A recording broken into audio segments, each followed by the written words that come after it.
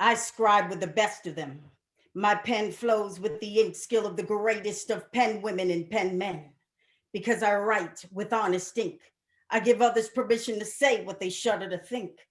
The words I mend together have the power to fix broken, be they printed upon the page or spoken.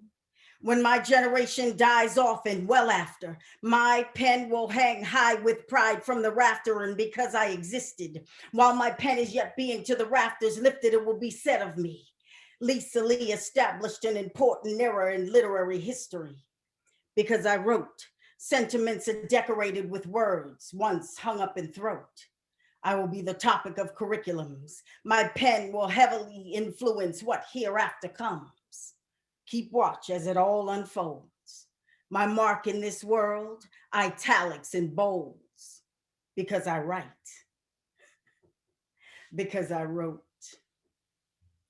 So again, my name is Lisa Lee. I am an artist of many disciplines, including that of the written and spoken word. And as much as I try to stay away from the common everyday cliche, I have to say that there is power in the spoken word. Death and life are in fact in the power of the tongue. I'll even go on to say that there's power in the written and spoken word, which is why I move my pen and why I lift my voice. This is that for which I am created. It's that for which I am chosen. So as I carry on, I intend to carry out this with which I am endowed, and it's my responsibility to write deep, step sure, and speak loud. It's the debt I owe to those who have gone before me and stood in front of me, enduring indignities unspeakable, so that I might walk through the front door in all of my eccentricity and in all of my femininity and in this brown shade of black, and be heard out and be heard as I speak, spit, and spread this smoke and sometimes broken spoken word. So happy Black History Month. Let me put that out there. And I'll say to you, as I've said to many, that we are way too immense to squeeze us in a month, much less a short month. So happy Black History Month all the same. We are all year round. So we, as the Urban League comes to another year, I want to say that this organization is certainly in good hands. My son was a part of the Concerned Black Men of Massachusetts, so I know what we're working with here. My son got to see how an upright man walks and how in his somebodyness in Dr. Brother Feaster Esquire. So I know that we're in good hands. So we lean in, ear open. We look to you. We look to hear what next. People say that these are unprecedented times, but you all speak the language of unprecedented times. You all know the choreography of what next. So we lean in and we open ear to hear what you say is next. So I dedicate this to you because you all get your hands dirty, you roll your sleeves up and do the hard and thankless work of serving a community. And I think that is cause for celebration. I'm pretty sure we echo the sentiments, all who are present. So I dedicate this to you because you truly are somebody's Black history hero. I guarantee you'll be in the books. So here we go. This is for you. And I sit at the foot of the village, observing as you give, giving ear as you speak. And my soul saith, teach me what you know. You are among God's great gifts to me. Teach me what you know. And so you teach. And while you may feel you share your wisdom in the wind, my soul saith more, please, more. What you give me at no cost is worth far more than millions of dollars in college degrees, and my soul is not required of me for what you've sacrificed. When you are no more, you'll still be because of what you've left with me. I mean, you know what things are urgent, and you know what things to allow me to discover on my own. And when life's lessons take me aback, you give me 10 fingers to get up. Survive, you say to me. Overcome, be tough. All this, and you never had to utter a word. Because I've seen the way you've looked those things in the face that most cower and run from. You're an overcomer. You're tough through your tears. You are the greatest fear of your greatest fear. So as I sit as an inspired child at your feet, you are the village that has raised me. And I thank you for caring enough to teach me what you know. Thank you. Thank you very much, Lisa. Certainly, I could hear the drums behind you, leading us into our 101st annual meeting of the Urban League of Eastern Massachusetts. I thank you so much. I have seen you present your spoken word at so many places. I want to encourage people to look in the chat, get the information on how they can contact you, learn more about you. I wish they had given me your bio, but if I did do that, that would take up the rest of the meeting. So therefore, I would just simply say you're extraordinary, you're loved. We thank you so much for your spoken word and for leading us into this opportunity to do our annual meeting this evening. So thank you again. To all of you who are in attendance, my fellow board members, my board members emeriti, the advisory council members, my CEO, Dr. Motley, all the staff of the Urban League, the auxiliary chairs, both the YPN, Kristen Halpert and Kim Amasol from the Guild. I want to thank you all for being here this evening, and I see our keynote speakers here. So Dr. Anderson, I want to say greetings to you as well. This is an extraordinary time, and who would have thought that a year and a month beyond our last annual meeting last January, that we would have been in lockdown for almost a year now. It was inconceivable at that particular point in time, but January of 2021 has become an important month for us for several reasons.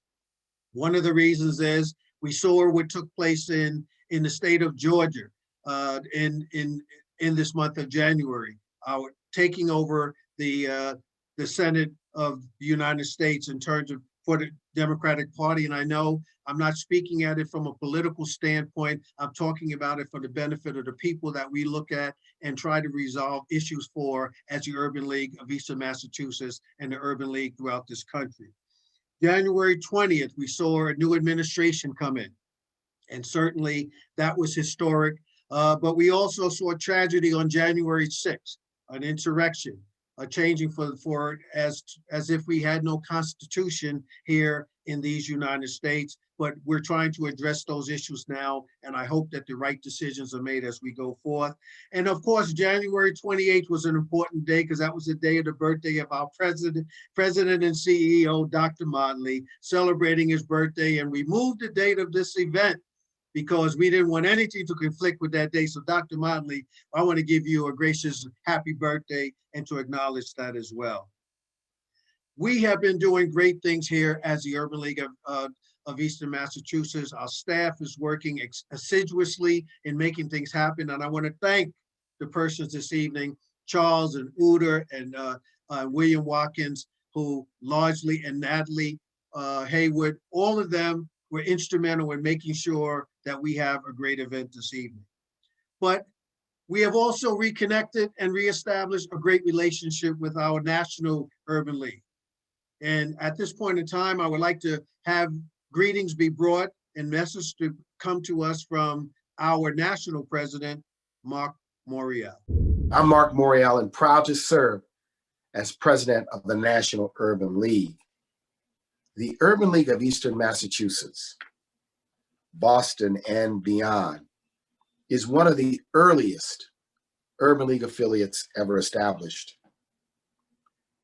In our call for affiliates to be economic first responders, the Urban League of Eastern Massachusetts has led the way by offering outdoor mobile COVID testing in collaboration with the Harvard Street Neighborhood Health Center, By working on domestic and sexual violence through a project unique to Urban League affiliates that provided food security, rent, and utility bill assistance. By moving its workforce development programs to a virtual platform. And I appreciate the Urban League of Eastern Massachusetts' vigilance and passion around civil rights and racial justice. Here's an example.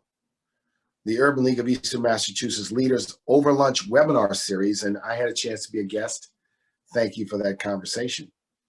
The Urban League of Eastern Massachusetts 1619 project, where 50 local Black and Brown organizations collaborated to mobilize 400 volunteers for Election Day poll watching and voting rights protection. And also, we recognize and thank all of those who provided financial support for the Urban League of Eastern Massachusetts to carry out its mission to empower communities and change lives. Let me thank the leaders, the staff, the volunteers of the Urban League of Eastern Massachusetts for all you do. And let me encourage you to keep on keeping on. You're not by yourself. You're part of a powerful civil rights and economic empowerment ecosystem known as the National Urban League and the Urban League movement in 90 cities across the nation, in 36 states and the District of Columbia. 2,000 plus employees, over 15,000 volunteers, millions of online supporters and members, working hard to empower communities and change lives. And we appreciate the Urban League of Eastern Massachusetts' important role to further those aims and that goal. Stay safe, stay healthy, mask up, and God bless.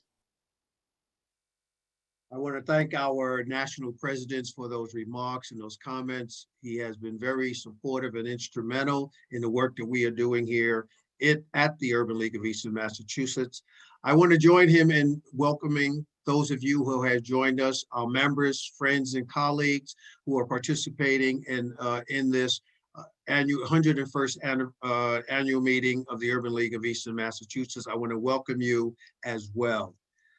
We're going to start the business of the meeting. We're going to try to keep it not as formal as we might in many instances. So I'm going to do a lot of things. I'm going to take chairman's prerogative. I'm going to do my own voting on the things that I want to happen, but we're going to move this program forward. So I am going to entertain a motion to open up the annual meeting. I see some nods. I'm acknowledged as a yes, and I'm going to take another nod as a second. And so therefore, our annual meeting is now open. Mr. Secretary Derek Brooks, I am going to ask for you to get an approval of the minutes from the meeting from last January 2020. Thank you, Mr. Chairman, and good evening all, and Happy New Year to everybody. I had the honor and distinction here following the national president on the schedule, so that's a sign of good things to come for me. I'm going to take it that way, at least. Let me be perfunctory here and roll through the agenda and minutes from last year's great meeting, which we all had at the wonderful Hibernia Hall, where we were all in fellowship. And let's pray that we can all do that soon, once everything settles. Follow along with me, of course. We had a welcome, a minute approval, and a chairman's report from Chairman Feaster. We had a treasurer's report and general health, fiscal health of the league from Mr. Malik Smith, our treasurer. We had a nominating report from yours truly last year. We're going to pass that to someone else this year. We had board member acknowledgements by Chairman Feaster once again, and we had great remarks by our own Dr. J. Keith Motley, which you're going to be hearing from very shortly. And then last year's guest speaker in interview fashion, which we're going to have interview fashion once again a little bit later on. Last year was Superintendent Casilius, who was brand new at that time as Boston Public Schools head.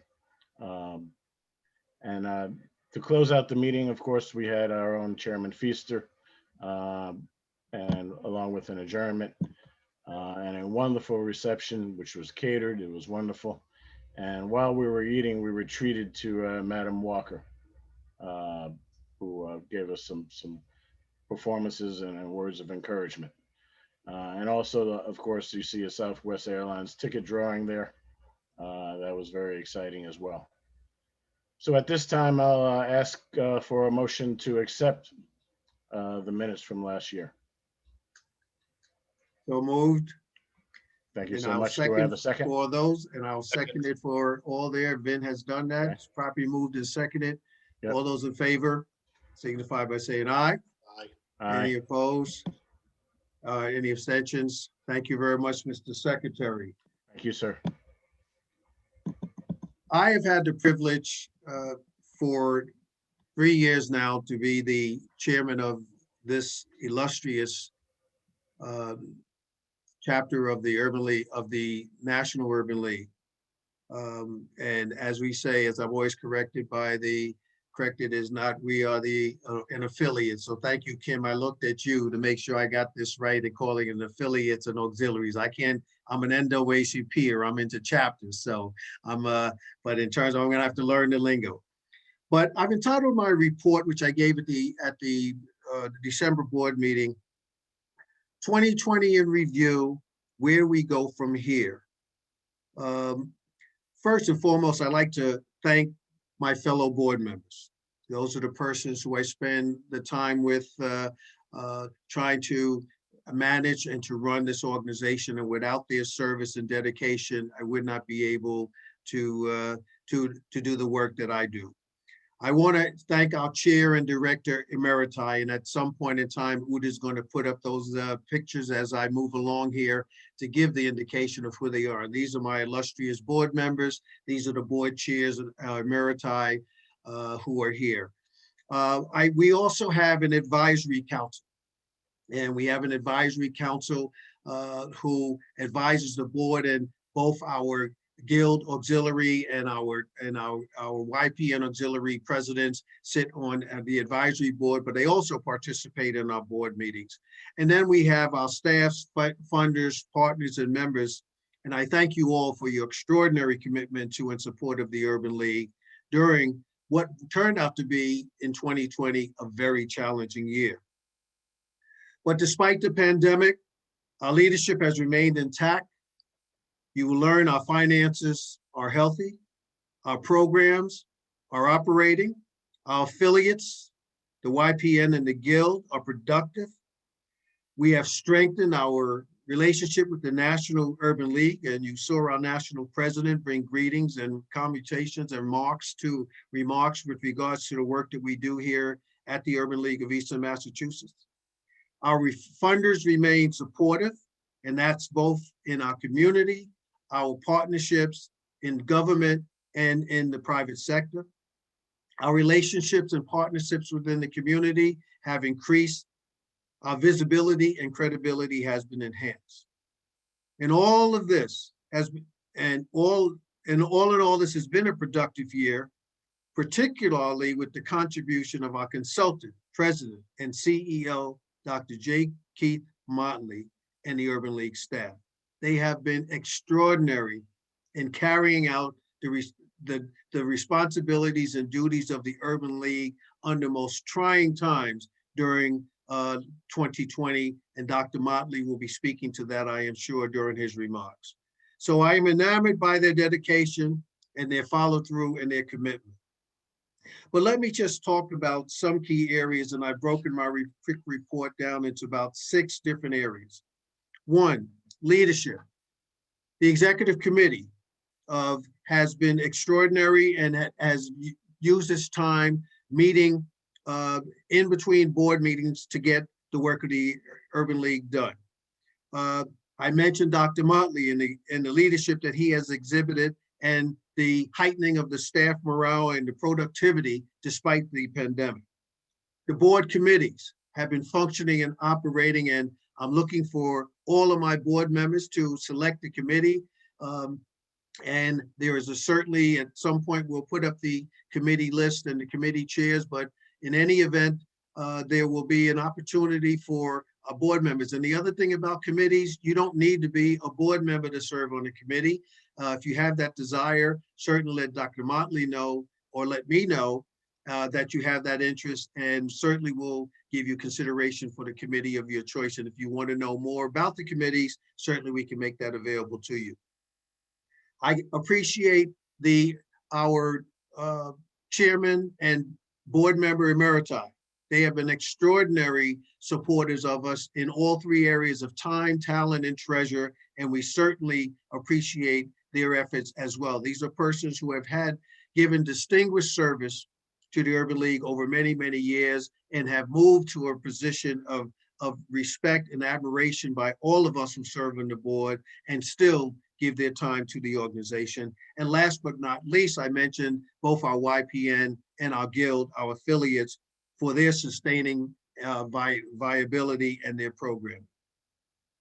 We increased our board this year, and you will hear that in a report given by the nominating committee chair, Vince Laporcio. So I won't go into that much at this point in time.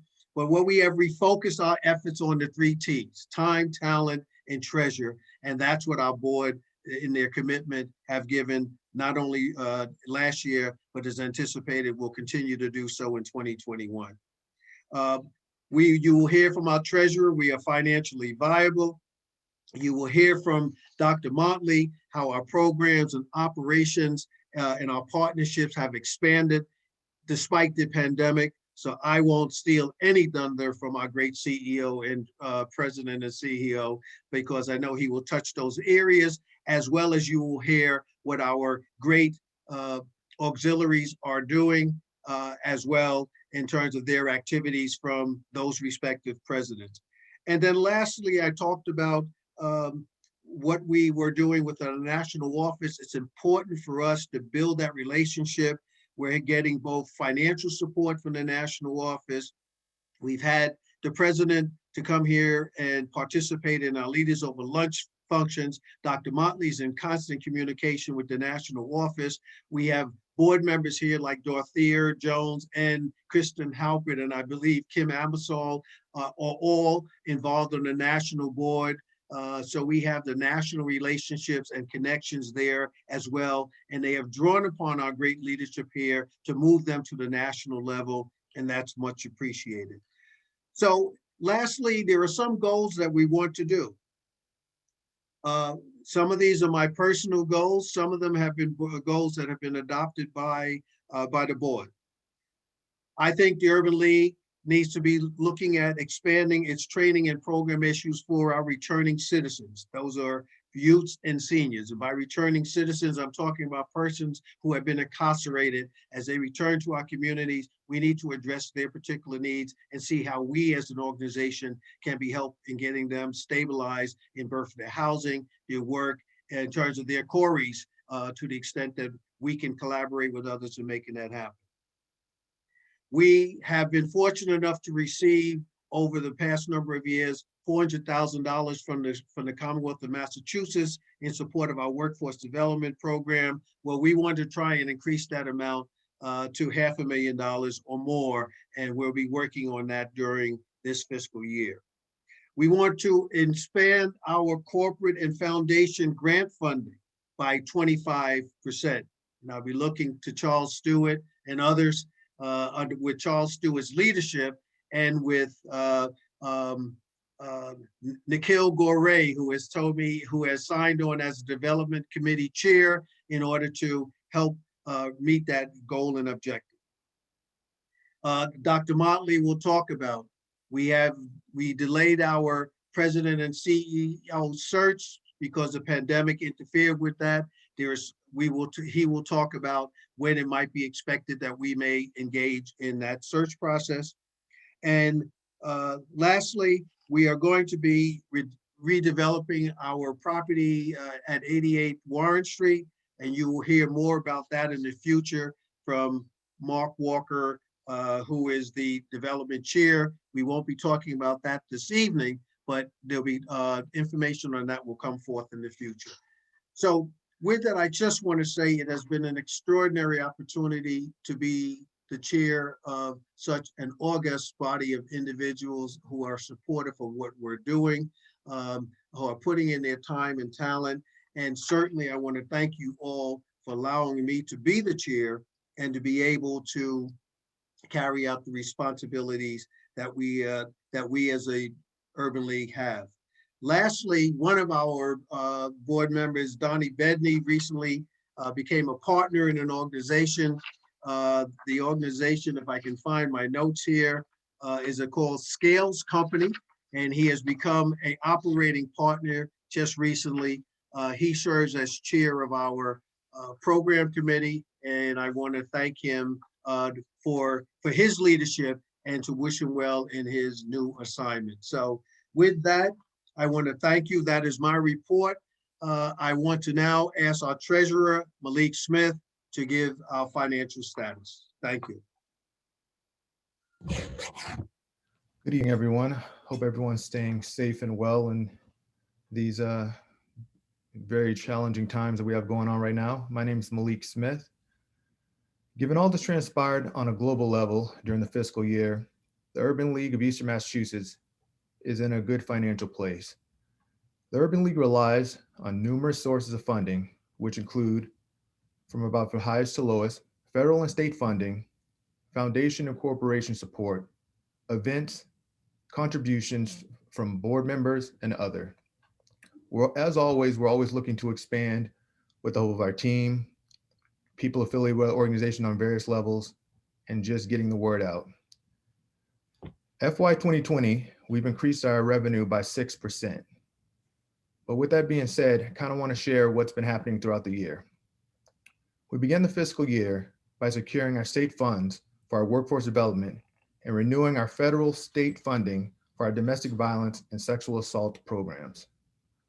Both have run continuously throughout the year, and we've had a lot of success. The Urban League celebrated its 100th year with a gala in September that was well attended, as well as financially very supportive. We've added 2 pieces to our organization. In October, we brought in Dr. J. Keith Motley as our consultant and president. And in November, we brought in Charles Stewart as the new VP of Digital Strategy and Partnership. Both bring a great wealth of knowledge and experience and will help shape the Urban League for the next 100 years. The team began the process of evaluating our fundraising goals and methods, thinking of ways to transform our organization going forward, and planning for our annual breakfast when obviously COVID hit in around a year from now. The pandemic forced the Urban League to change directions and find new ways of helping the community and raising funds. We applied for and received payroll protection plan, which we've used in various ways. We also found and received small business grants and business loans. The funding allowed the Urban League to keep the entire staff intact during the pandemic, which has helped provide continuity. The secured funding also enabled the organization to provide additional services, including food, rental, and utility assistance. Subsequently, our current fiscal year, the Urban League has joined the battle against COVID by assisting in the testing process, which is huge for our community. The Urban League has already filed for forgiveness of the PPP loans, and we've moved up from the first step of the process onto the second, and we're just waiting further word as to where we stand, but we feel we're in a good standing of having everything relieved. The annual breakfast was held virtually and was well received and supported financially by a mixture of corporate and individual donations. The goal is to expand the sphere of participation every year going forward. We also still had our Boston Marathon team, which expanded to 5 runners, and they completed the virtual run in the fall. Overall, the runners achieved their goals, and we'll continue to try to grow the team in the future and figure out ways to leverage our partnerships with the City of Boston, the BAA, and John Hancock in that area. Overall, the Urban League ended its fiscal year in a strong financial health, and we're positioned to continue to grow and serve the community in a myriad of ways going forward. I really would like to thank the entire staff, because I can't imagine what it's been like to be in their situation and have to continuously either worry about what's been going on in the office, working remotely, at the same time, keeping everything going and addressing the needs of our community. And I applaud them for constantly looking for ways to pivot and address what we have going on. With that, that's my report. Thank you very much, Mr. Treasurer, Malik Smith. I know with the Finance Committee, as well as with our CFO and COO, Jackie George, who is the author and the handler of all of our finances there at the League. I want to thank you for that. And certainly we'd like to know that, and for our members and our friends to know that we are financially responsible, but we also still will be looking for their continued financial support during this upcoming fiscal year. So thank you again. I'm now going to move to our nominating committee chair, Vin Laporcio. Vin, can you please present the nominating committee report? Thank you, Mr. Chairman. Good evening, everyone, and welcome to our annual meeting. We would like to present several new board members for a vote tonight, as well as approvals for officers and other current board members. And I guess I just want to start off by saying that we have 10 outstanding new board members, and I'm so proud of everyone on the board and on the staff who helped us vet these individuals and identify them. And I think we're going to have a great year coming off of a tough year, and which continues, but on so many levels, 2020 was a difficult year. And these individuals are going to be so important to helping us as we take our path forward. So the names are John Dozier from MIT, Peter Dulac from Enterprise Holdings, Nikhil Gore from Deloitte Consulting, Aisha Miller from the City of Boston, Lori Nelson also from the city, Christopher Scranton from Jobcase, Jeffrey Hirsch from Hirsch, Roberts, and Weinstein. Jeffrey's been a board member in the past, by the way, on the Urban League many years ago. Welcome him back. Billy Shore from Share Our Strength, Prasad Thatampudi from Deloitte Consulting. Two great choices from Deloitte. I think we're so lucky to have two from the city and two from Deloitte, which packs a real punch. And Jaquetta Van Zant from the partnership, which does great work for many, many years. And we're so happy to have Jaquetta. The other board members that I want to just highlight for a vote, we have recent board approvals to Ron Mayorga, president of the Northeast District from UPS, and Joshua Shanik, from district manager from Starbucks. Two great board members who've been on the board, but we have to make up governance purposes, just approve them again tonight. And then we have board 3-year term renewals, Chairman Feaster, Marion Green Robinson, and Dolores Pettis, 3 important board members who will be renewing their terms. And then we have officers, 5 obviously key individuals, Chairman Feaster again, Mark Walker, Vice Chair, Dolores Pettis, our Vice Chair now, which is terrific. Malik Smith, our treasurer, who you just heard from with his terrific report, and Derek Brooks, who you heard from earlier, our secretary, who's been so devoted to the league for so long.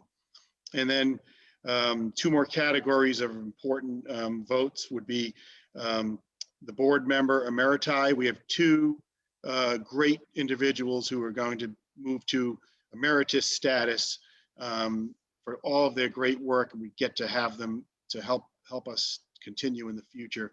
Dorothea Jones, who's been terrific, and of course Patrina Martin Cherry, who's been terrific as well. Finally, the advisory council, we want to add Pam Ken, Senior Vice President of Community, Player, and Alumni Relations for the Boston Red Sox. So it's terrific to have Pam as part of our efforts. And this is the slate that I'd like to make a motion for us to approve tonight. And if I could have someone to ratify that. So move. Thank you. It's been properly moved and seconded on the motion on the report of the nominating committee. All those in favor signify by saying aye. Aye. Any opposed? Any abstentions? Thank you very much. The report is approved. Thank you very much, Vin. Congratulations to all of those who were recognized in that nominating committee. I'm looking forward to serving with all of you again in the coming year. And now I have a great opportunity to, again, as I say, I'm coming back to you once again, but I'm coming back to you with my board acknowledgements. And as you noticed in the chair, the nominating committee chair's report, he mentioned two of our illustrious board members who are going into emeritus status. And emeritus doesn't mean that they're not going to be doing any work on behalf of the Urban League. That's for sure. I know them well and I know where they live. So certainly we will have them engaged. Plus they are strong, committed persons to the Urban League. I'm going to start with Dorothea Jones. Both of them have received the Eugene Nickel Jones Award, and they have received those. If I can read this small print, I can tell you what's on them. Let me see. It says an appreciation for your years of distinguished service to the Urban League of Eastern Massachusetts and the community. Dorothea, if you have yours in front of you, you can just hold it up. I know you have it, and it's presented to her today. We want to thank her for that. But let me say a little bit about Dorothea. She's been a member of the Urban League Guild for over a decade. She was a past chair of the president of the Urban League Guild and has been a member of the Urban League for many, many years. As you know, the Guild is one of the oldest, the Urban League Guild here is one of the oldest guilds in the country. She has done fundraising for the Guild. She served on the development committee of the board. She has done extraordinary work with us here locally. But as I mentioned earlier, she is on executive committee member of the National Council of Urban Leagues and currently serves as a secretary to the National Council of Urban League Guilds. So she is not only doing her work here on the local level, they have recognized her greatness and have her on the national involvements in the Guild as well. She has participated in legislative policy conferences in Washington, D.C., where members of the Guild from across the country converge on Washington to lobby on issues that are important to us. And thank God she wasn't there on January 6th. But nonetheless, she has been doing great work. Dorothea, we thank you for your great service. We commend you for receiving the Eugene Nickel Award, and we welcome you again as a Director Emeritus of the Urban League of Eastern Massachusetts. Let me speak of our of another person who has received the Eugene Nickel Jones Award, and correct me if I'm wrong, Eugene Nichols Jones was a founder, was a founder of the Urban League of Eastern Massachusetts, or Dr. Motley, correct me, or someone correct me as to his designation, but I know he had connections to the Urban League, either as an executive director or as a founder. Dr. Motley, please correct me. He was the person who came from New York to Boston to work to get the Urban League established here. Okay, so well, I can understand that again when I talk a little later. Thank you. I can understand being in New York, we do come and do those types of things. So anyway, moving right along. Oh, Lord. Moving right along, Trina Martin Cherry, Vice President of Community Engagement and External Affairs for Boston Medical Center, she is responsible for building and implementing a comprehensive community engagement strategy that develops and maintains relationships with all key community stakeholders in support of Boston Medical Center's vision, mission, and goals. Most notably for us, Trina came on the board at a particular time in our growth and development, served as chair as the development committee, was on the executive committee, led her talent in terms of marketing and fundraising, gave her 3 T's in a meaningful way: time, talent, and treasure, not only of her own, but of her organization. Most recently, she was appointed by Mayor Walsh to serve on the COVID-19 Health Inequities Task Force. She is on the Urban League of Eastern Massachusetts, and she's already put emeritus on there, on her bio, but I like that, Trina, always thinking ahead. She serves on the Boys and Girls Club of Massachusetts, is the co-chair of the Women's Forum for the National Association of Healthcare Executives, and vice chair of the Boston Arts Academy Advisory Board. I know for a fact that she got me involved with Arts Emerson, and she made sure I gave 3 T's: time, talent, and treasure. So she definitely knows how to do that well. Again, Trina, congratulations. We thank you for your service, and we welcome you as a board member emeritus. Now, the next person was one who doesn't even know that they're going to be receiving the Eugene Nichol-Jones Award. This is a person who, and I'm not going to read the bio, I'll read that in a minute, but had served on the board of the Urban League for over 20 years. And I said, well, listen, come on, we got to follow the bylaws some of the time. So we asked this person to come and to serve on the advisory council.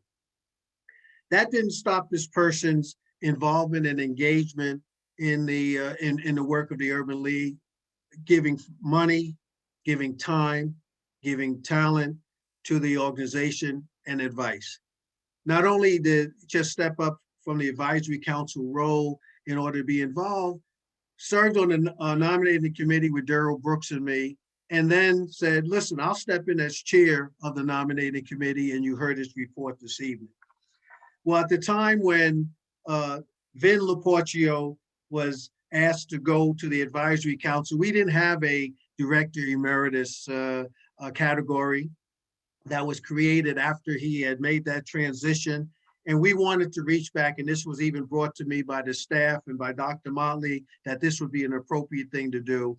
So Vin Laporcio, you're going to be receiving your Eugene Nichol-Jones Award, recognizing your distinguished service on behalf of the continued distinguished service on behalf of the Urban League of Eastern Massachusetts. You will be inducted into the Director Emeriti, along with your distinguished colleagues that we just named here this evening, and the list of other persons that were mentioned previously during your presentation. But to talk about Vin, beside that type of service, he's a senior vice president for Fidelity Investments. He has been with us and brought their resources to us on a number of occasions. He leads for Fidelity a team in Boston, New York, and Washington, D.C. that are responsible for corporate media relations, CEO communications, reputation management, regulatory communications, and public relations for Fidelity's Charitable, the nation's largest grant maker. Most notably for me, I knew Vin when he was in city government at the Boston Police Department, in fact, as a communication person. So Vin, we wanted to recognize you with this to make you a Director Emeritus, and we want to say congratulations, and you will receive your Eugene Nichol Award shortly. Joseph, thank you so much for this honor. I can't tell you how honored I am to receive this award. The Urban League is the nonprofit that I've been the most focused on for the past 2 decades. So it means the world to me, and I'm going to look forward to doing everything I can in the future to help the Urban League. And I'm just trying to open this box that came to me, and with a beautiful bag from someone on the team, so I can show you the award first. Let me just get this. Thank you again. This is means the Yeah. world to me, Well, this award. Thank you. Well, welcome to all of our Director Emeriti, who are the recipients of the Eugene Nickel Jones Award. Congratulations, and we definitely look forward to your continued service and support of the Urban League of Eastern Massachusetts. Thank you once again. And now, it is my distinct honor and pleasure to welcome our consultant, President, and CEO, Dr. J. Keith Motley. Dr. Motley. Well, thank you, Chair Feaster. I'm honored to be here. Didn't expect to be here this long, but as you know, it's been a blessing. As Jeff Hirsch, who is now coming back, knows, we started on this journey a long time ago with Pam Everhart as under 30 board members. And so, you know, we've been around for a long time with the Urban League of Eastern Massachusetts. Welcome, everybody. I am just so honored to see all of the names and everyone that I can shout out that's on the chat and it's been part of this whole process so far tonight. We wanted to have you into our home because you're part of the family. And we wanted to not just do an annual meeting, we wanted to have an event that you could be a part of. So that's why we opened up with spoken word from the incredible Lisa Lee. Thank you. Teach me. What a wonderful thing. Share that knowledge. Suppress ignorance with knowledge. All of those things that you shared, Lisa. Thank you so much. We wanted to do public recognition of our board, our chairs emeritus. We wanted to make sure that you, the community, understood where we are and what we're doing as an Urban League of Eastern Massachusetts. We also want you to stick around because we have a dynamic conversation between our honored guest, Dr. Charles Anderson from Dimick Center. So hang on, we're going to get to him in a minute. Just a little bit more to share with you, but don't go away because this is a dynamic young man who is going to share with you, and we're going to have a great time in our conversation today. I also want to thank, one of our chair emeritus's, George Russell, who, along with Chairman Feaster, made sure that I understood that even as Chancellor Emeritus and a distinguished professor at the University of Massachusetts, Boston, that I could come home and be a consultant now. I wasn't restricted by being full-time chancellor. I could be part-time and also be a full-time professor, but go out and work in our community. And it's been rewarding to do that. You know, this is the first time that we've had to do this in our 101-year history, host a virtual annual meeting. But it isn't the first time that we've had to deal with a pandemic or a challenge like this that has had worldwide impact in our history. This Urban League has been a responder to the economic situation in this city, serving as economic first responders since 1918. And so we've been doing it. And so while it looks, Mr. Chair, like the building is closed over there on 88 Warren Street, I have to admit tonight that your staff has been sneaking in there one by one and two by two and social distancing because our people are calling us to do so. And so they've been doing that. They have been working their souls out and giving their souls to this community. And so while we move to a virtual space, we continue to operate and we adjust and do the things we need to do in this time. We're proud as an Urban League of Eastern Massachusetts to continue to serve as a voice of reason whenever there's times of uncertainty. Our strength is our name, but it's also our 101-year legacy. We must leverage this reputation that we've gained during that time and mobilize our communities. And so, as you mentioned, I love to say this man's name, Eugene Nickel Jones. came up here in 1918, first executive secretary of the National Urban League. So we honor him by naming awards for him tonight. He founded the Boston Urban League, and he made sure that we were taking care of the residents of this city for over, 10 decades. And so we're so grateful for that. This COVID pandemic has raised the consciousness of citizens from all backgrounds regarding the economic challenges and racial injustice in our nation. We, as an Urban League of Eastern Massachusetts, connected to our Commonwealth-wide effort with our partners in Springfield, I must mention them tonight as well, are on the front lines again, working to help sure that our Black and Brown and other communities, which have been disproportionately impacted, get the services they need. So as you mentioned, Mr. Chair, we're strategically charting our course using 4 pillars.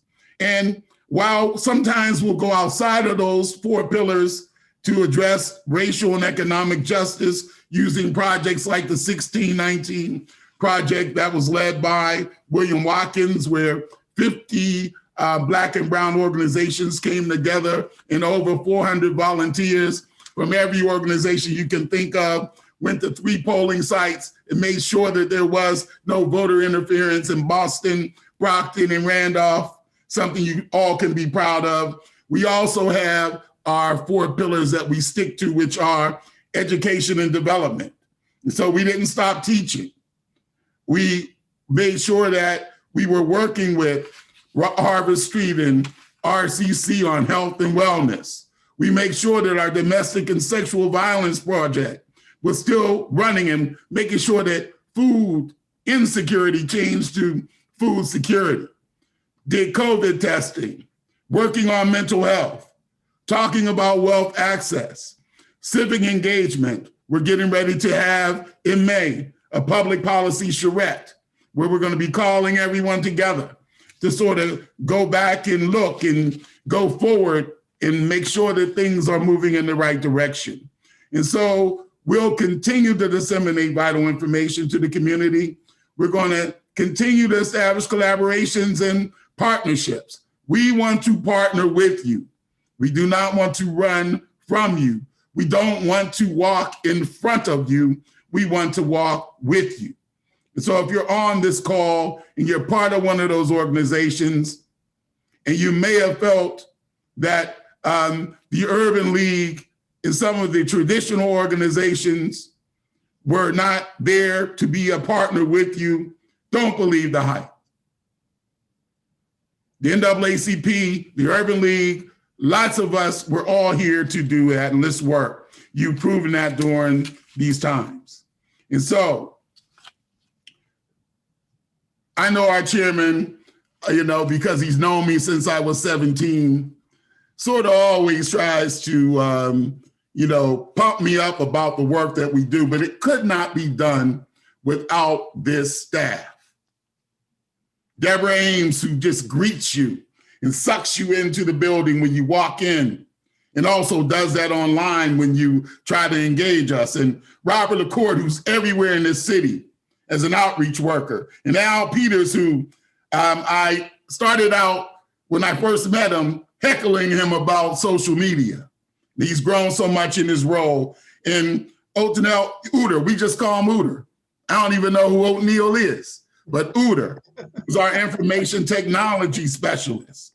Zaida Guzman, who is our data specialist. Sydney Jamie, one of our professors who teaches, along with Dele Omatosho, who's also one of our professors who teaches. Natalie Haywood, who does everything.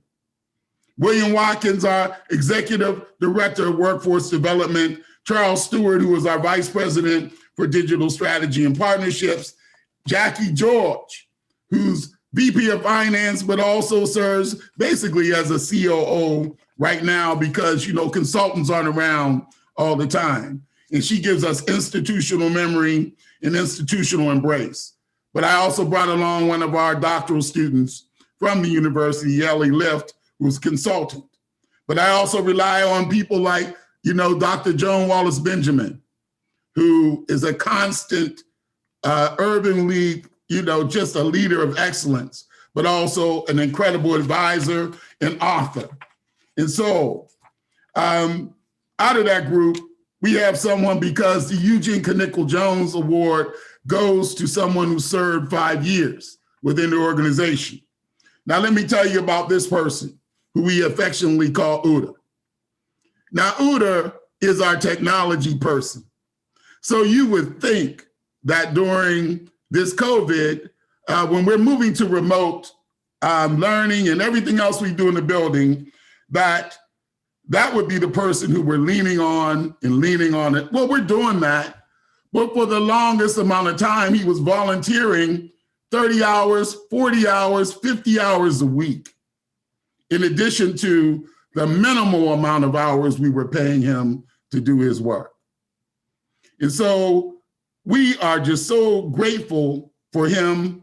We fixed that, Mr. Chair, so don't look so astounded.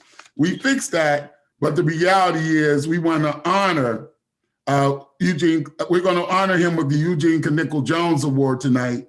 So Uda, I know you're behind the scenes. He's the production manager tonight, along with Charles and everybody else. So Uda, if you can work your magic, I know you're bashful, but if we could see you on the screen, show yourself for a minute. We want to hand you the award. Thank you guys for the award. This is great. Thank you. Okay. All right. Well, listen, that's a virtual hand clap for you. We're so grateful for that. Where would we be without our corporate sponsors? I see Raquel Rosenblatt on here tonight, and she would kill me if I didn't mention sponsors. That's sort of development 101. And so, we've been so grateful to have long-term sponsors, but during this COVID, we have been able to welcome lots who become new sponsors for us.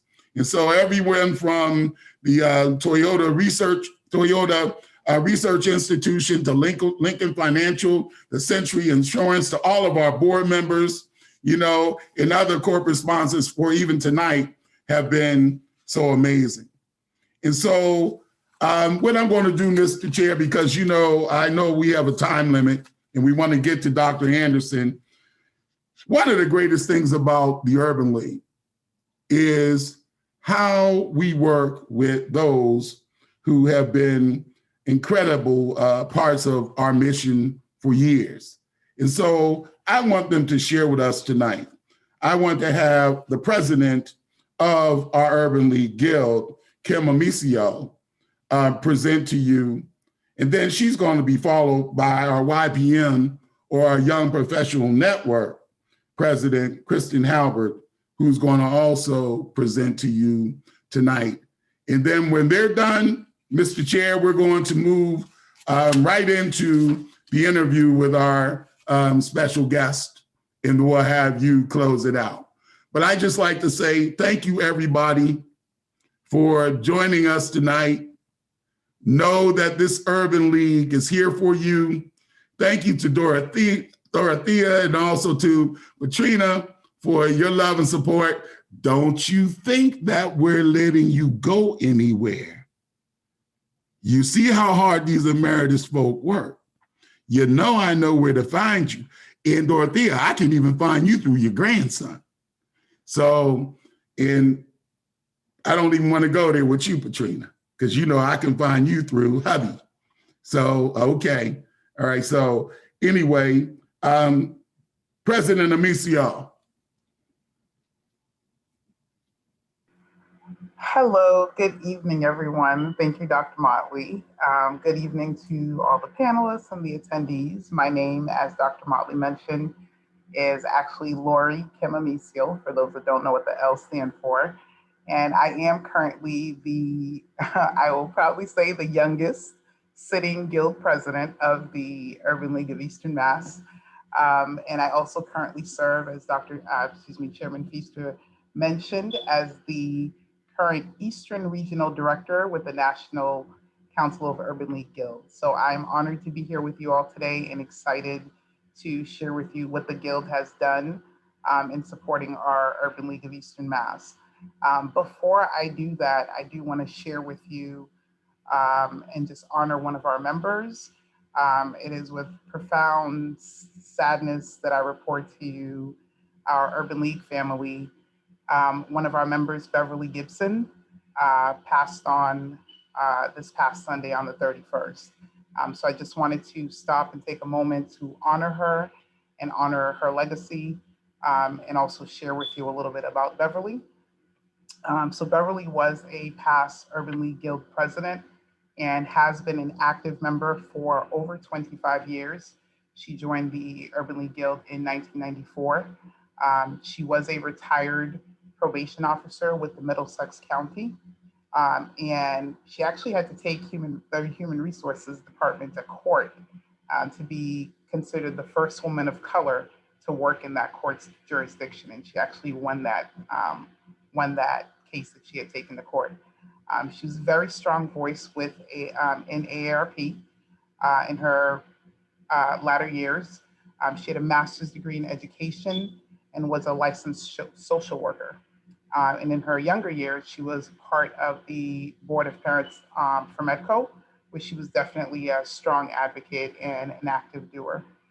She is survived by her son, Kevin Gibson, a host of grandchildren and 2 great-grandchildren. She was very active in her church community, which was the People's Baptist Church in Boston, and very much admired and loved by not only her church family, but her Urban League family as well.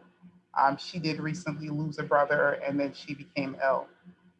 And so she's also, to note, her strength, because she always came out to events and to meetings. She's a lupus survivor.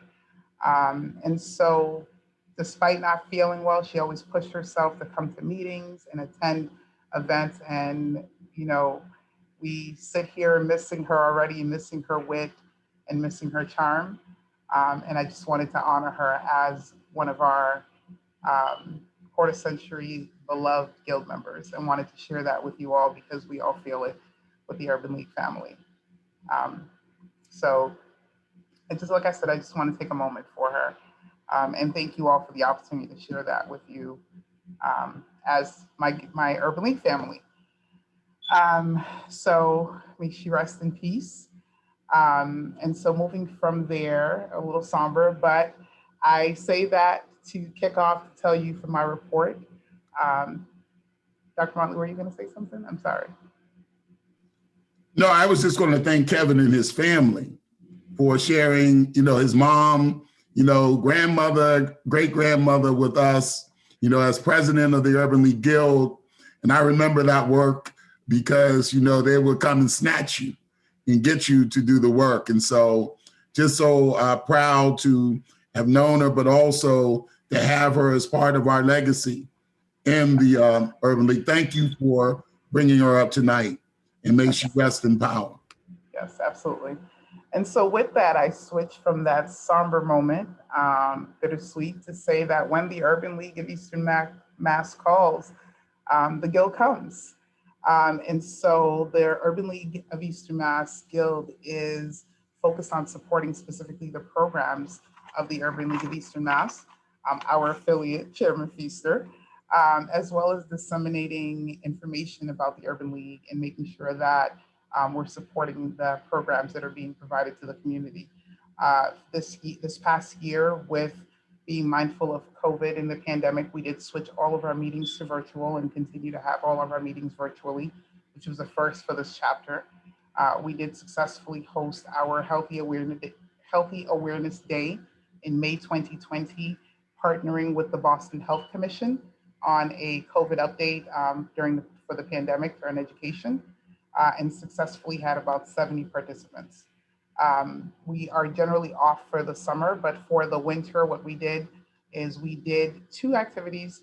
One, we were able to send about 60 gifts to our indigent and elderly folk that live at a home called the Edgar J. Benjamin House in Boston.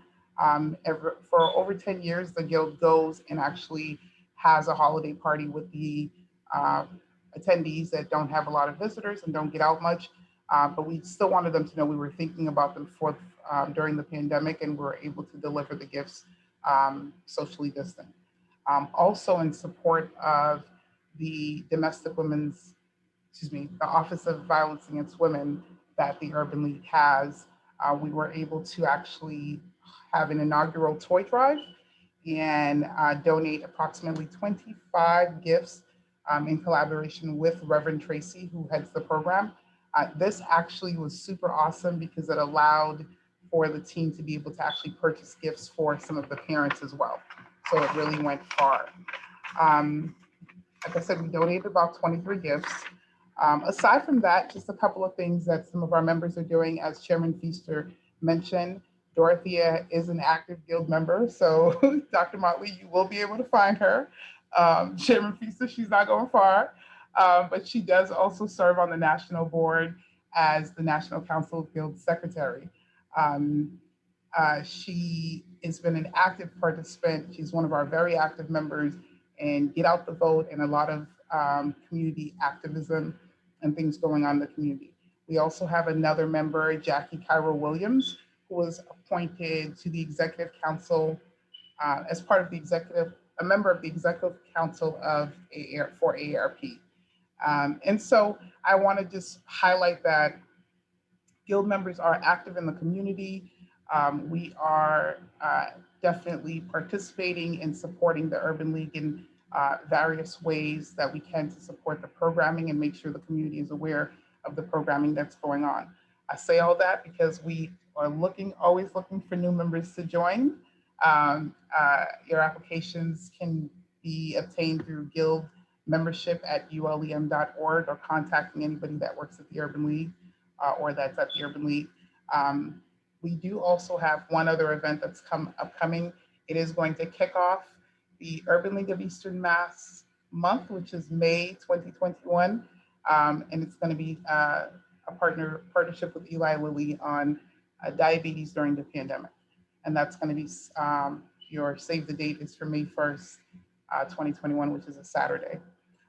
So in closing, I just want to thank each and every board member, Chairman Feaster, Dr. Motley, Charles, Natalie, Dorothea, Vincent, everybody who I haven't mentioned, for your support. I want to thank our members for your participation in everything that you've given back during the pandemic. As an auxiliary, as the president of the auxiliary, but as somebody who gets to participate in the board meetings, I just want to commend you all for the hard work that you do each and every day when nobody's looking, when nobody's watching, but when you're burning, all those hours. You are appreciated by your guild members, you're appreciated by me, and I know for the work that we do and the people that I communicate with, you are also appreciated by the community at large. And so with that, I don't know if I should pass it to Chairman Feaster or Dr. Motley, but I've completed my report. So we're going to pass it on to Christy. How wonderful. Well, I am absolutely thrilled to be here with you guys this evening. And I want to say welcome to our friends, our family, our community, and definitely to our ladies of the league and our men of the movement who are with us, who are called not just to attend our professional and our service events, which are always free and open to the public, but those people who are our members are just so dear to our hearts because they are not just appearing and coming to our events, but they have been called to serve, and the Urban League has made them empowered to lead, because that is how we serve our affiliate, the Urban League of Eastern Massachusetts. The YPN, the Young Professionals Network of the Urban League of Eastern Mass, if you didn't know yourself, is actually founded in October 10th of 2000. So we are in our 20th year, as the Urban League is one of the oldest chapters in the entire country. We are also one of the oldest chapters of the Urban League Young Professionals, and we really are looking to another fabulous 20 years. It's amazing that we're still innovating at this time. The Urban League building actually closed down just hours before our March meeting, and we were able to pivot relatively quickly to hold our first in a series of virtual meetings. And this meant that we, as the Eastern Mass chapter, were able not just to bring in people from the general greater Boston area, which is the majority of the members that appear at our events, but we were suddenly seeing members from the Cape and from Barnstable and from Randolph, from Vermont, people who were interested, who were coming down and attending our programs from Maine and New Hampshire, and other people across the country who were young professionals who were able to tune in and learn a little bit more about what it would be like if they went for a graduate degree in Boston or if they moved here for a job. And that is really what this movement is about. It's a national movement, and we don't just have our local service, we are part of a national organization that is dedicated to empowering communities.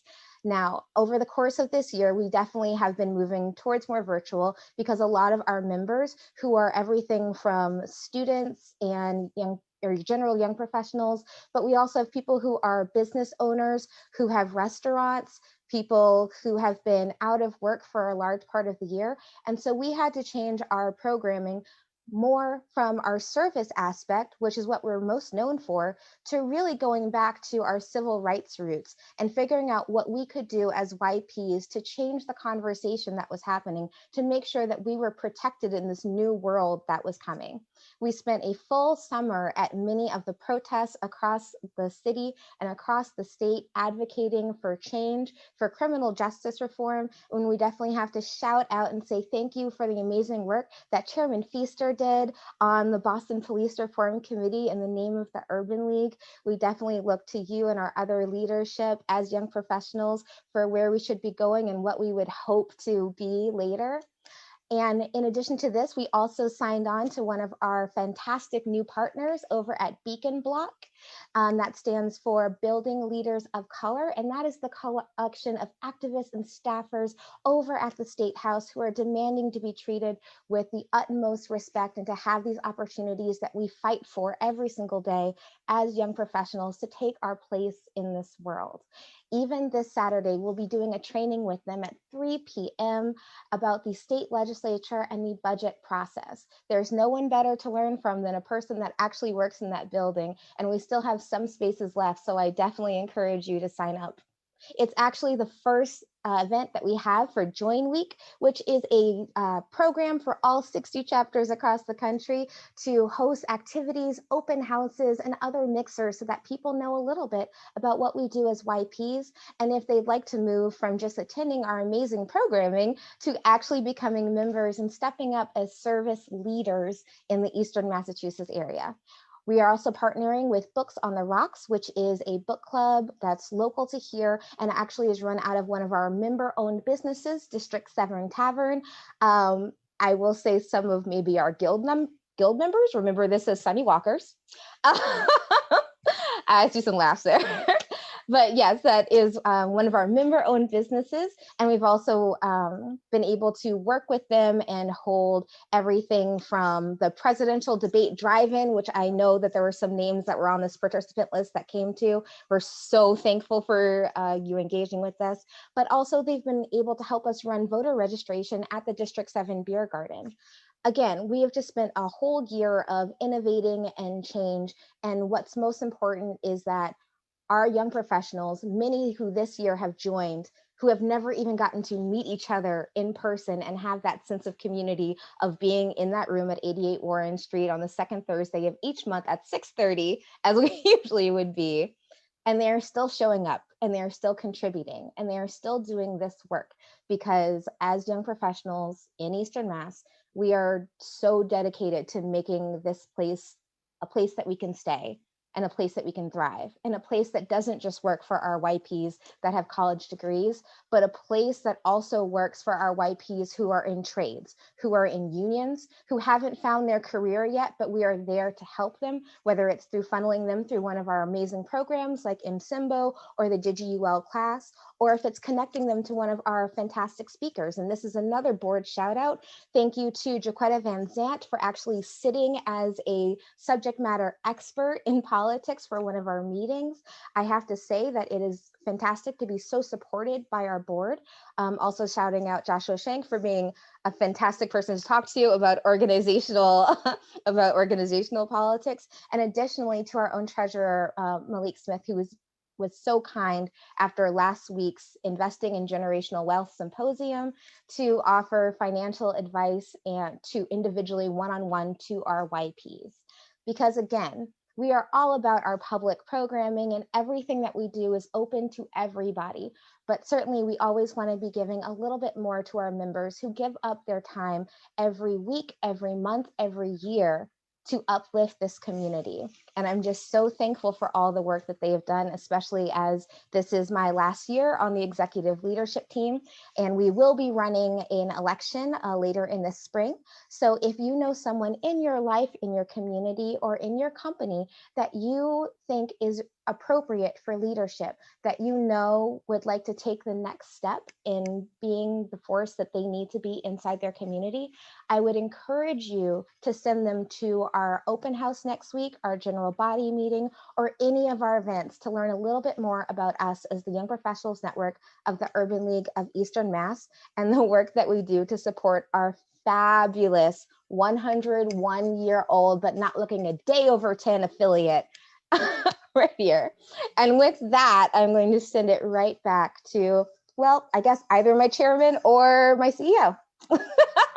Oh, yes. So- and again, many events, guys, many events. So real quick plug while Kristen is showing her events, both the auxiliaries are actually up for election year this year, which means both of our executive teams have the opportunity.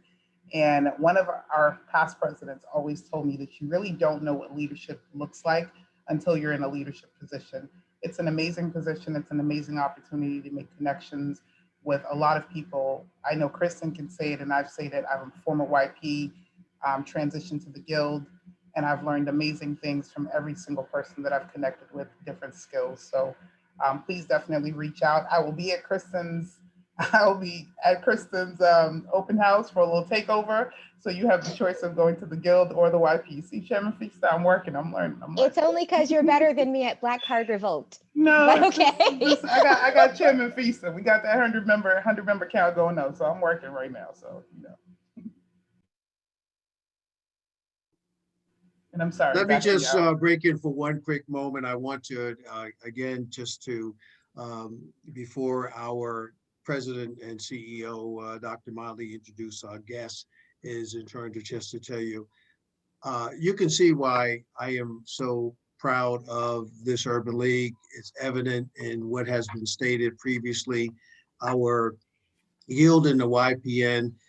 Sorry, Kristen, I can't come and join the YPN. Kim would never allow that. But in any event, you both are in your organizations are doing great things. So Dr. Motley, to you to introduce and to start your session, your presentation, your interview with our illustrious guest, Dr. Charles Anderson from the Dimmick Center, which I feel very close to because of my past association with the Dimmick Center as well. Back to you, Dr. Motley. Yeah, so I know that we're going to bring Dr. Anderson onto the screen with me now. So Dr. Anderson, we're so grateful to have you. Good evening and welcome home.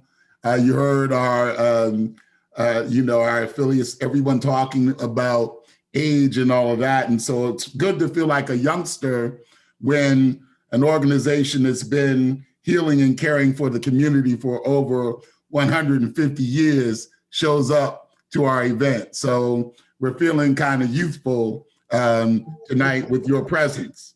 We're also so grateful to have someone who is such an exceptional scholar, but sort of also gets it, has been giving his life ever since he was a youngster to this work and has learned it from an incredible family. And so I don't want to get into your bio in the traditional way.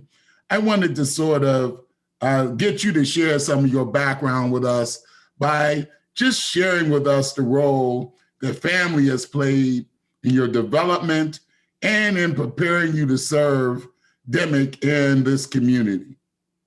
Well, first of all, I'd just like to thank you for the opportunity. What an amazing program and an amazing organization. I just really applaud the work that the Urban League does and has done for the years that you have. And yes, we are older, But the fact of the matter is, we're all in this work together, and we've all been at it for a long time. So we can't ignore that at all. Really, it's an amazing legacy. And speaking of legacy, I'm part of a legacy of an Anderson family. And let me tell you briefly about the story of the Anderson family. My father immigrated from Jamaica. My mother came up from Jackson, Mississippi, and landed in, of all places, Buffalo, New York. Yes, I know about snow, and I also know about our challenges in football. But that aside, the key thing I want to really stress is that they were really community organizers. I mean, my mom really saw how important it was to leverage the skills and opportunities that she had by coming north after seeing all the atrocities that she grew up with in Jackson, Mississippi. She saw it as her mission and her calling to make a difference through education. And so she pursued a master's in economics, and she used that education to reach out and educate others. She was doing some of the early work when we talk about helping us understand financial literacy. She was doing some of the work on the ground, working with National Fuel Gas to make sure that people's heat stayed on during those cold winters in Buffalo, New York. So she really set the stage for all of us in understanding that it was important for us to know that we were going to have to think about others far more than we thought about ourselves. When you're raised in a way that that's the way you understand the way the world works, you know no different. My father was a family practice doctor. Part of him coming to Buffalo, New York was to pursue that dream. And his process was one that was, intermittent process of getting there. He had 5 of us along the way. Was probably also struggling with how to manage through the cold in Buffalo and just such a different environment. But the beauty of that is I remember seeing him bring his bones home as part of his anatomy class and asking him about what this bone was and that bone was. And so he probably knew the writing was on the wall that I was going to be a doctor, and had already been named Charles Jr. So that was sort of the setup right there. Right. But the beautiful thing I will say that's really important to this story is that when he opened his practice in Western New York, right there in Buffalo, it was, and you talk about coming back home when I'm at the Demic, it was like Roxbury of Buffalo, New York. That was the environment. And because of his protracted process, most of us, I should say, at least the 2-3 oldest, we got a chance to spend a fair amount of time in the practice in the early days. Took blood pressures, put patients in rooms, observe that interaction, watch the way he cared for Black and brown people in our community. So that's what I grew up with. But here's the really exciting part, which I am hoping to bring to what we're doing and we've already been doing at the Demic. And that's about how we creatively problem solve. Think about it, early 70s, you have somebody come in, you send them off for lab work because you're trying to manage their diabetes. They come back 3 months later, nothing's electronic. So you have somebody on the phone, sometime one of his kids on the phone, we didn't have to worry about HIPAA back then, trying to get lab results and trying to manage people's care. And what he realized in that opportunity was that there was a better way, that sort of creative problem solving. And what he did was he put a lab in the practice. And when that worked so well, because now he knew he could have the results to manage that care and to provide better outcomes, he decided to go forward and put radiology in the practice. This is in the early 70s, right? And that went so well, he put a pharmacy in the practice. Wow. And people looked at him like, this little guy from Jamaica is crazy. But that was the sort of creative problem solving that was required, because if you don't have that medical information, how can you make a difference in people's lives? And that's what he was there. That's what we were there to do. That shapes my thinking today. Well, what an incredible legacy. And I understand at about 15 years old, you sort of went off and tried to get on this pathway to where you are now. Just give us a little bit about that. Well, let me say one other thing about our family is that education was the key and was such a high priority in the Anderson house. So much so that you see all the crazy letters after my name. I don't have as many as some of my other siblings. Let's put it that way. It was all about education. I still remember going from the inner city school that I was in, being recognized as a young guy who was getting into trouble because he wasn't being challenged, going out to this other school that was supposedly for quote unquote gifted children. And I thought I was one of them. And I called myself coming home one day without my school books. Let's just say that's the last time I did that. Right. But in terms of the 15-year-old thing, here's the interesting thing. My father was very clear. He said, look, I don't care what you do when you're 18, but you're not going to be in my house. So I took that very seriously. And when I was in school, or we were at a school where there were no grade levels, and at some point you just took some AP courses and you applied to college, and I just happened to be 15 when that happened. And I still thought they owe me 3 more years, let's put it that way. But I will say an interesting part of the story, because I think it's very fitting with the work that you do at the Urban League and the work that we do together, that's about empowering communities and really empowering us to be able to not only survive, but thrive in the face of adversity. I'm not told this story very often, but when I was 13, I remember going to our headmaster at this school, and he asked me, what was I thinking about college? And I talked about the fact that I was going to go off and be a doctor, and he sat back and he started laughing. And he said, you know what, you'd be lucky if you get into community college. Right? Not there's anything wrong with community college, but his point was that there was no way that this little Black boy was going to be able to achieve anything that he set his mind out to do. So I ended up going to a college, largely because, not college in general, but this particular college, because the history of that school had been that there had only been one other student who went to this college, and it was a disaster. And they said they were never accept another one of these kids from this school for quote unquote gifted children. That college was Princeton, and that's where I went. And I still remember coming in with my acceptance letter and posted it on this big board that we had. That was the story. That was the story. But you know, it's well, I had to let you tell that one, man, because I enjoy hearing it, you know, over and over again. But also, I know that we've been on calls together all day. We started very early this morning, and we were talking about racial inequity early in the morning, and we're talking about our roles and what we see as our roles in addressing racial and social inequity.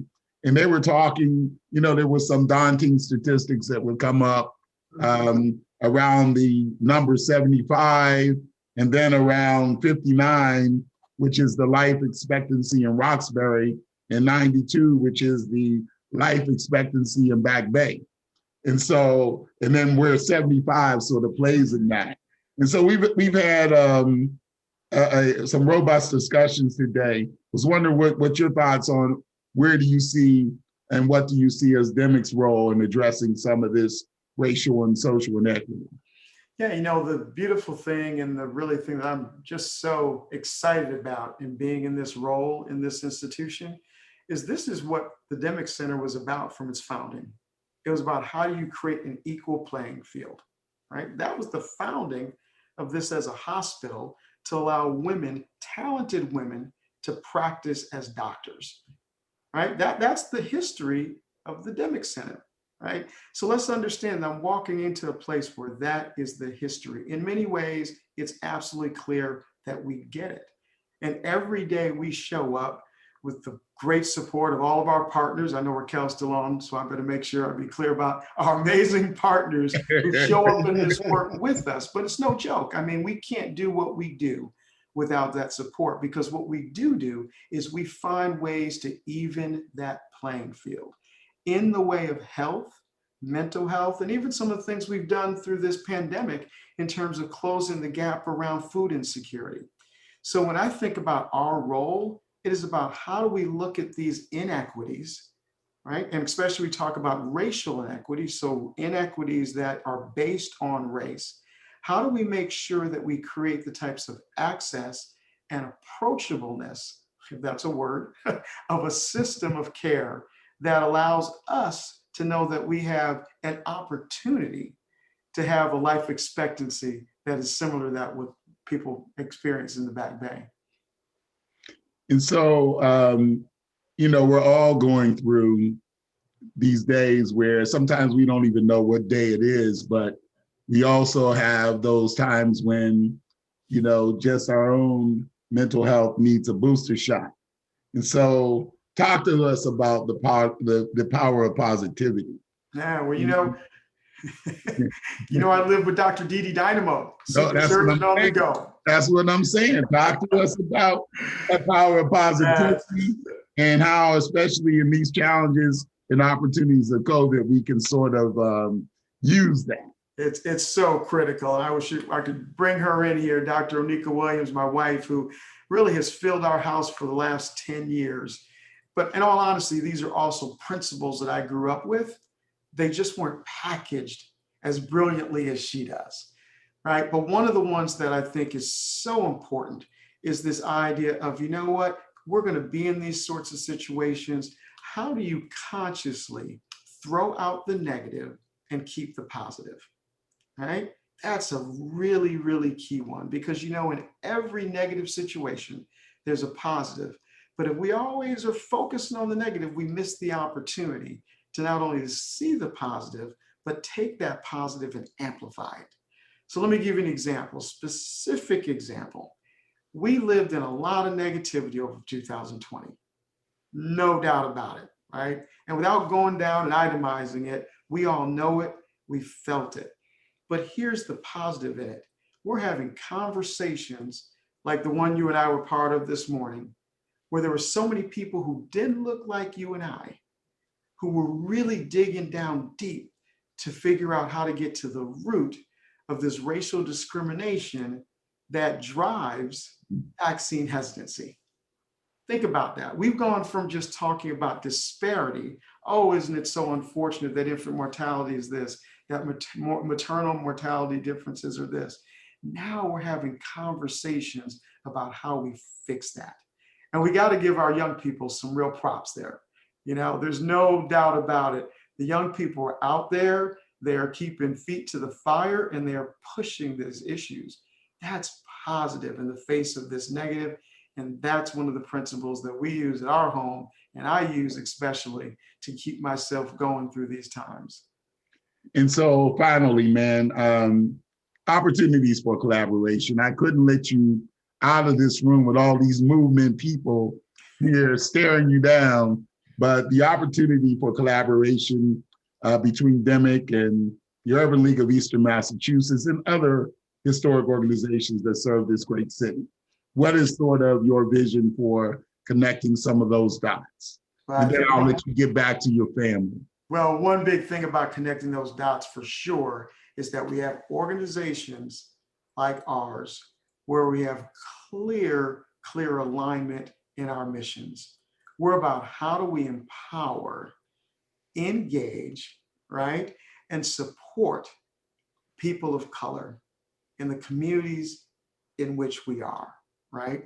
And so at its core, we are so aligned in doing that. And we understand that that empowerment is a holistic process. It's not just about workforce development. That's important. It's not just about financial and literacy. That's important. It's not just about health and access to wellness options. All of that's important. And that makes up the totality of what empowerment really is. So how do we work together? I think specifically, we have to work together to fight this vaccine hesitancy. And quite honestly, when we really think about it, we've got to work collaboratively to make sure that we have access to the same type of care. And this is one component of care. When there's a vaccine that's 95% effective, we need to have equal access to that. And we have to help our legislators understand that access is not just about putting it at the Reggie Lewis Center, right? Right? Access is about creating the type of on-ramps that get us there, which means we've got to get in front of, they have to get in front of us, and we have to get in front of each other to really explore this history and experience of racial discrimination that impacts our ability to see this as something that we can trust. So we've got to work on this trust together, because quite honestly, without organizations like yours and ours, with this type of trusted relationship that we have with this community, it's almost impossible to get to the type of vaccination rates that we know are going to be critical, so that we don't look up 5 years from now, and while they're partying like it's 1999, we're still in 2020. Right. Lamenting. Right, that lamenting and what happened, and our kids now are looking at us and saying, what did we do wrong? Why didn't we show up? So I think it's critical for us to get together and show up. And I want to thank you in advance, because you've already been one of those who said, I want to participate with the Dimick Center as an ambassador in this work, right? And so that's what we need to do together. We need to flush out other ambassadors. We need to find ways to make sure that people who are waiting to see how their neighbor responds to the vaccine, let's make sure their neighbor gets the vaccine so they can get their questions answered, so we can start to build that momentum to getting where we need to be on this. So in other words, I'm going to be an ambassador for that vaccine. You are going to be an ambassador, and you're going to be with us arm in arm, helping people understand that it is completely valid to be hesitant. It's completely valid given the history of mistreatment. It's completely valid given the experience that we have daily with discrimination. Those are all valid reasons to be hesitant. But we have to work together to get beyond that hesitancy, to start to ask the questions about the science from the scientists, and find those that look like us to get in front of us to communicate a message that allows us to say, you know what, this is important for me, it's important for my family, and it's important for my community. Well, listen, we just want to say thank you. I know you had a long day, but by the magic, I'm hoping that you have something there that was sent to your house today. I do. If you can hold up to show that we're so grateful to you for being, look at the magic of us being able to present these awards during our virtual program. Right there. So we want to say, put that on your desk, hold down some of those papers, and we're so honored. Give my love to your family, to your son, and to that incredible wife of yours, man. We're so grateful to you, all right? And thank you for coming tonight. And Raquel, thank you for helping us navigate through this.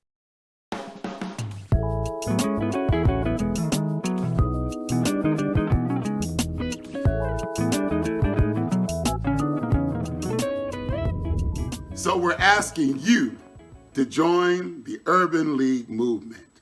I've had the honor of being part of that movement for almost 3 decades. I came to the Urban League right out of college, joined the board, and I haven't looked back since. We're also so grateful as a family to be able to be donors of the Urban League of Eastern Massachusetts, because we believe that after 101 years of serving this community, the Urban League of Eastern Massachusetts has gotten it right. They have a board of directors that are magnificent leaders. They're dedicated, and they give their talent, their time, and their treasure to the organization. They have a staff of unbelievable professionals that are dedicated to this community, and they serve, and they serve, and they serve, and they serve. We need you to become a member. Becoming a member means that you could be part of one of the most prestigious organizations in this country, but also you could become a part of one of the most incredible affiliates in this country, the Boston affiliate of the National Urban League. Become a member of our Urban League Guild and learn about some of the things that will help you as you grow, develop, and age. Become a part of our Youth Development Network, our Young Professional Development Network. When you become a part of that network, it's a group of your peers coming together, serving and making a difference in this community, doing things that matter for the future of this community. You can be a part of this movement. Find a way to join today. Donate at www.ulem.org. Our community, your community needs you. Let's all step up and donate to the Urban League of Eastern Massachusetts today. Our children, our future are depending on it.